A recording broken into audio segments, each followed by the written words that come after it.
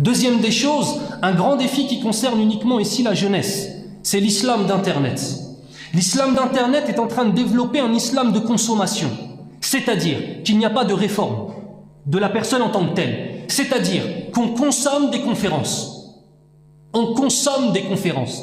La personne va sur Internet et regarde dans la même soirée 7 ou 8 personnes qui parlent d'Allah Azza wa Jal des vidéos de 5 minutes. Akhi, ça ne sert à rien du tout. Ça ne sert à rien du tout. C'est de la consommation. Ce n'est pas de l'éducation. Personnellement, souvent on me dit, Younes, fais des conférences, fais des petits trucs de 5 minutes pour les mettre sur Internet, parce qu'au-delà de 4 minutes 30, les gens ne regardent pas les vidéos. Eh bien tant pis, moi je ne vais pas te résumer la religion en 4 minutes 30. Et le problème, c'est qu'on est dans cette mentalité de fast-food. Tout doit aller vite. Comme tout à l'heure, je disais, parfois on a l'impression que certaines mosquées, elles croient qu'elles font une sadaqa à celui qui fait la conférence. Parfois, les gens qui écoutent, ils ont l'impression qu'ils font une sadaqa à celui qui parle. Non, je te donne 5 minutes de mon temps. Eh ben, rouh, ya rouh, si tu me donnes 5 minutes de ton temps, ça m'intéresse pas. On se doit de réfléchir, on se doit d'être sérieux. Et la formation, l'information et la compréhension, ça prend du temps, Yair.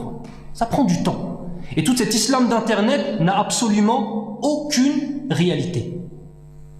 Il y a une illusion qui se développe, il y a une consommation, et en fait, au final, on se rend compte que ce sont des gens, subhanallah, qui même avec l'apparence du musulman, la vision du monde reste une vision du monde de non-musulmans. La vision du monde reste une vision du monde de non-musulmans. Nous, notre vie, c'est la piété, incha'Allah, c'est la spiritualité, c'est la compréhension, c'est la générosité, c'est la fraternité, c'est la aqida véritable, c'est le fait d'être relié à Allah Azza wa Jal. Et ça, tu l'auras pas avec Internet. Ça, faut venir ici, ça. Faut venir dans la mosquée, faut être face aux gens, faut avoir les anges autour de toi qui sont en train de faire des du'as pour toi et qui te recouvrent de leurs ailes. Faut arrêter avec cet islam qui n'existe pas, l'islam de Facebook. Les gens, ils croient qu'ils ont... Les gens, ils se prennent pour des du'at parce qu'ils ont envoyé un message par mail. Ah non, sur Facebook, j'ai mis un truc, il y a 7000 personnes qui l'ont vu. Amma ba'd, ça fait quoi? Qu'est-ce que ça fait? C'est ça? Ça la da'wa?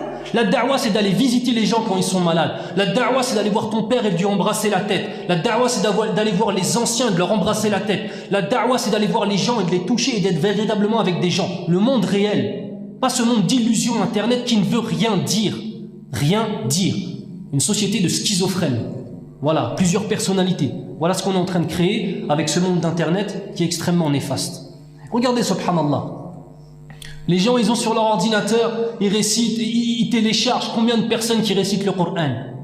Ouais, dans mon iPhone, j'ai 9 personnes qui récitent le Coran en entier. Mais tu les écoutes? Tu les mémorises? Non, j'ai téléchargé toutes les conférences de Hatim Abu Abdillah Hafidahullah. Tu les as écoutées? Quand tu es même chez toi, sur Internet, et que tu écoutes une conférence, tu manges pas en même temps, t'es pas en train de parler en même temps, tu te mets en condition, si tu dois le faire. Tu te mets en condition, tu t'assois, tu as un bloc, tu as un stylo, t'écoutes.